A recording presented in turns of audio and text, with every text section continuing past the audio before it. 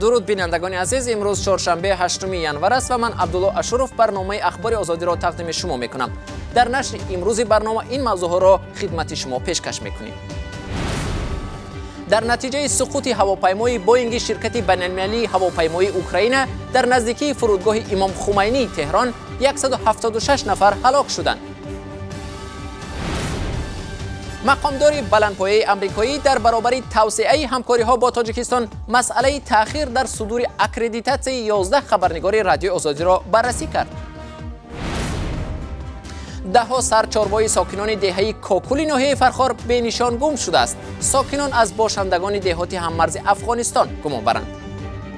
سنی افغانستان بودن، سیمخورای بریدگی، افغانای دیدگی همه را با این روز 1 ینور با 2 گاوی ماندگی دیگه شم بردن. ای درون خانه در هوی کردن و 2 گاوی دیگر هم بردن. هواپیمای بوئینگ 737-800 شرکت بین‌المللی هواپیمایی اوکراینه چند لحظه پس از شروع پرواز از فرودگاه امام خمینی تهران روز 8 ینور سقوط نمود.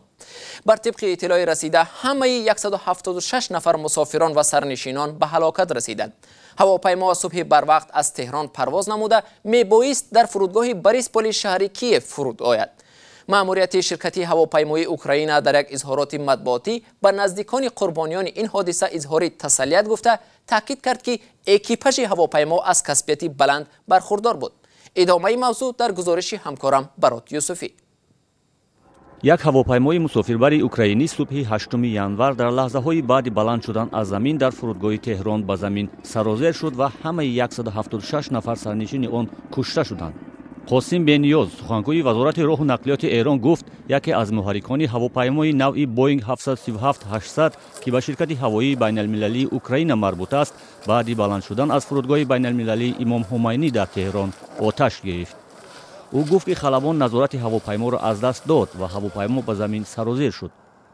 وزیر کارهای خارجی اوکراین وادیم پریستایکو گفت که در هواپیمای سرنگون شده 82 شهروند ایران، 63 شهروند کانادا، 10 تبعه شویتسیا، 4 افغان، 3 آلمانی و 3 شهروند بریتانیا حضور داشتند.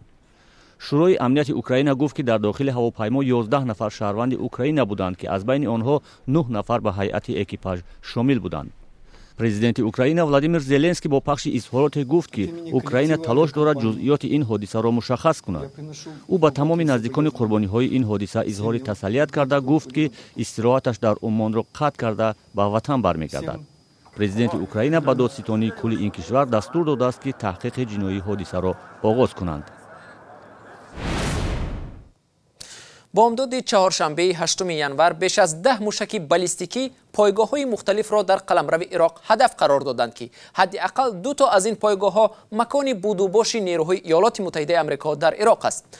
سخنگوی وزارت مدافع ایالات متحده آمریکا جاناتان هافمن گفت موشک‌ها به پایگاه‌های سربازان آمریکایی در عین الاسد و اربیل عراق اصابت کردند.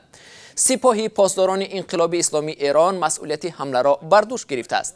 بعد حمله پرزیدنت ایالات متحده آمریکا دونالد ترامپ در شبکه اجتماعی توییتر نوشت که همه چیز خوب است، اما تلویزیون دولتی ایران بدون پیشنهاد یگان شهادت عینی ادعا کرد که در پی حمله 80 سرباز تروریست آمریکایی کشته و پهپادها و تجهیزات‌های نظامی در پایگاه عین الاسد نابود شدند.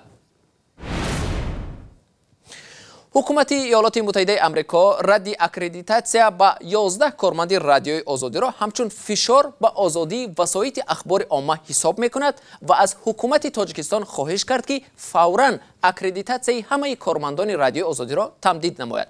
این نکته را الیس ویلز معاون اولی یاور کاتب دولتی ایالات متحده آمریکا که با یک سفر 2 روزه در تاجیکستان قرار داشت در یک مصاحبه اختصاصی با رادیو آزادی بیان کرد. همکارم سروناز روح الله با خانم ویلز صحبت داشت که فشرده آن را حالا با هم میبینیم.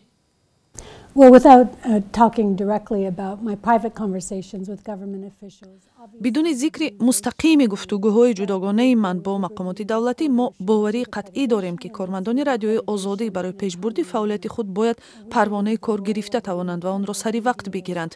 ما با نقش رسانه‌های آزاد برای رشد همه کشورها باوری بزرگ داریم و این نقش از جمله برای ایالات متحده نیز همیشه مهم بوده است و مخصوصاً که تاجیکستان با سلسله معرکه‌های انتخابات پارلمانی و پرزیدنتی امنیتی وارد می شود، داشتن بحث های باز و آزاد مخصوصا مهم است.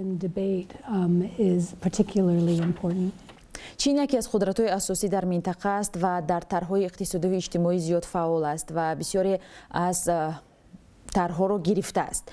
بعضی از متخصصان میگویند که روسیه و چین در منطقه بیشتر فعالند چون کشورهای غربی به آسیای مرکزی چندان توجه نمی‌کنند.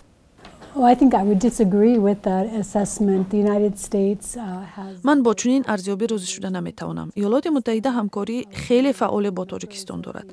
ما شبکه پالاتای تجارتی آمریکا را در اینجا داریم و صاحبکاران آمریکایی با امکانیت‌های سرمایه‌گذاری در تاجیکستان رغبت دارند. همزمان آمریکا مدتی طولانی تشویقگر اصلاحات اقتصادی در تاجیکستان بوده است تا فضای جالبتری سرمایه‌گذاری خارجی را در اینجا به وجود دارد. به فکر من اشتباه است اگر بگوییم که این کارها عملی نمی‌شود. برعکس ما بین اندیشه هستیم که تاجیکستان از تمام امکانیت‌های سرمایه‌گذاری و مناسبت‌های سازنده با کشورهای همسایه و نهادهای شریک و کمک‌رسان استفاده برد. برنامه‌های ما اساساً با مقصد کمک به تاجیکستان و دیگر کشورهای آسیای مرکزی طرح‌ریزی شدند. مقصد عملی سازی این برنامه‌ها برهم دادن یا حل و فصل مسائل وابسته به نرخنامه یا تعرفه‌ها، اینچنین همگونسازی قاعده‌های تجارت و گمرک کشورهای منطقه و تاجیکستان است تا آنها توانند همه امکانیت و اقتدار خود را پرره استفاده برند.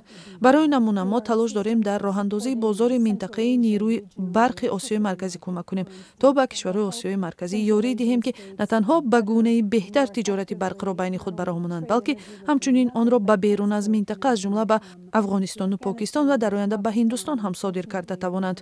حکومت تاجیکستان در این سمت سرمایه‌گذاری‌های بزرگ کرده است و به کشور همسایه افغانستان برق پیشنهاد می‌کند. دستگیری طرح منطقوی کاس هزار هم اقدام خوب است و این یک مثال روشن همکاری‌ها در این سمت است. این یک برنامه آینده نگرانه است که به آینده تاجیکستان و منطقه نگرانیده شده است و پایگاه 35.1 یعنی 5 کشور آسیای مرکزی و آمریکا که فورم آن را در همایش مجمع عمومی سازمان ملل کاتب دولتی پومپئو سروری کرد، یک پایگاه عالی است که به ما امکان می‌دهد همکاری منطقه‌ای کشورهای آسیای میانه را تشویق کنیم و تحکیم بخشیم و توری کنیم که آنها با افغانستان و فراتر از آن راه یابند و پیوند شوند.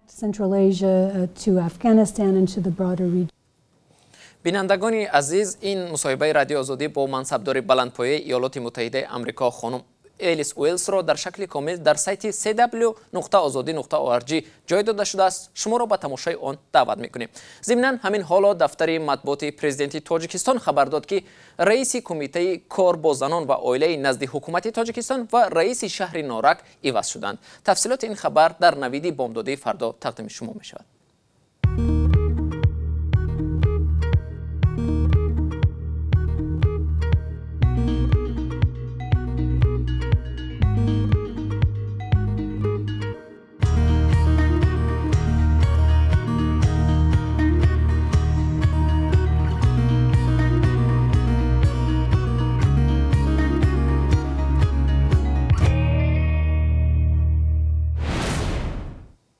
ساکنان دهه در ناحیه فرخار را ناپدیدشوی چاروایشان در یک ماه اخیر نگران و عصبی کرده است. مال و گاو برای مردم این منطقه یکی از منبع‌های اساسی درآمدی روزگارشان است. آنها میگویند با وجود مراجعت‌های پی در پی به مقامات، نفرانی که چاروای آنها را می‌دزدند مشخص و به جوابگری کشیده نشدند. هرچند خود آنها در این زمینه تخمین‌های خود را دارند. گزارش همکارم محمود جان رحمتزاده را از ناحیه فرخار کیومرثی عطا تقدیم می‌کند.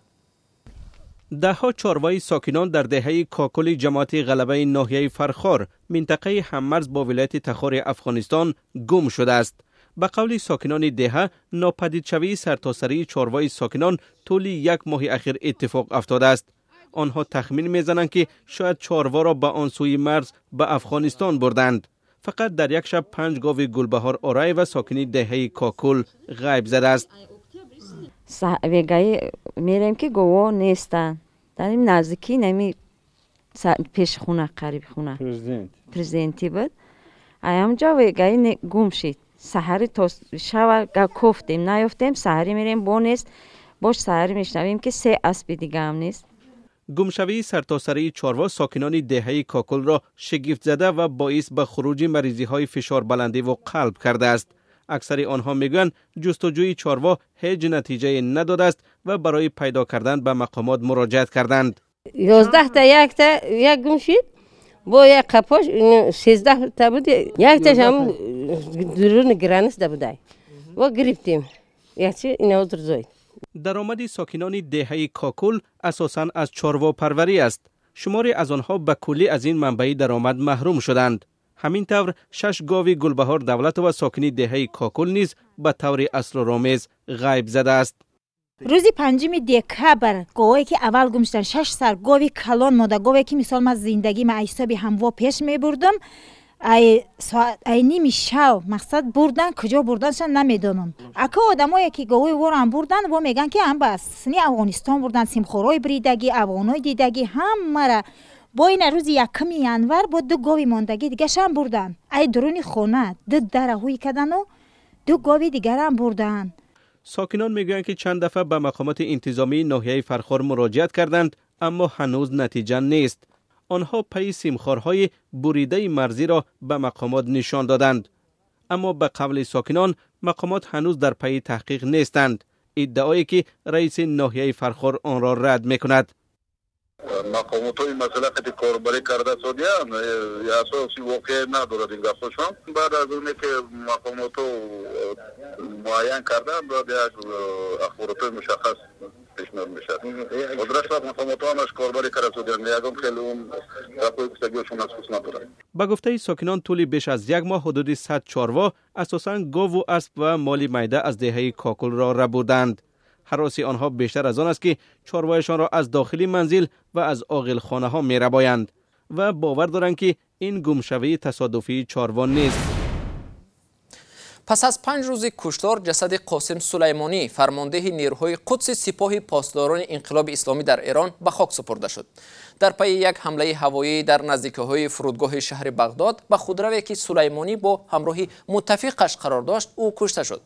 از جسد او چند پاره باقی ماند که بنابر ناممکن شدنی تشخیص هویت او با همراهی عراقیش در ایران دفن شد. جریان دفن سلیمانی هم با مرگ 10 نفر و آسیب جسمی بیش از 200 نفر به همراه بود. تفصیلات موضوع در گزارش همکارم اسکندر خواجه‌میرزاده. فرمانده ایرانی گنرال قاسم سلیمانی که روز 3 ینور بر اثر حمله هوایی در کنار فرودگاه شهر بغداد عراق به قتل رسیده، خوف و خطر نزاع میان امریکا و ایران را افزایش داده بود، صبح 8 ینور در زادگاه شهر کرمان به خاک سپرده شد. فرمانده نیروی قدس گنرال سلیمانی که عملیات پنهانی و نظامی ایران در خارج این کشور را رهبری می‌کرد، جمعه گذشته همراه با فرمانده گروه نیمه نظامی مسلمانان شیعه مذهب عراق جمال جعفر ابراهیمی که با لقب ابو مهدی المهندس بیشتر معروف میباشد کشته شد.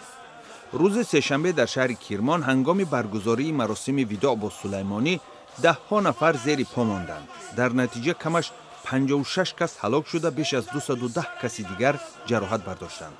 سلیمانی شخصیتی مهم در پیشبرد معرکه اخراج نیروهای ایالات متحده آمریکا از عراق بوده، مسئول بنیاد شبکه نیروهای پیرو جمهوری اسلامی در خاورمیانه بود.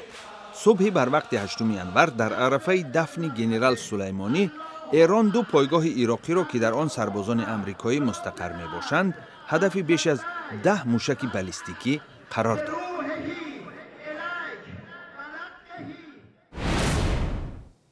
دادگاه در شهر دوشنبه سدرالدین مولویف معروف با نام موللو سدرالدین در شهر کولاب را با گناه تروریسم و افراطگرایی به 12 سال زندان محکوم کرده است.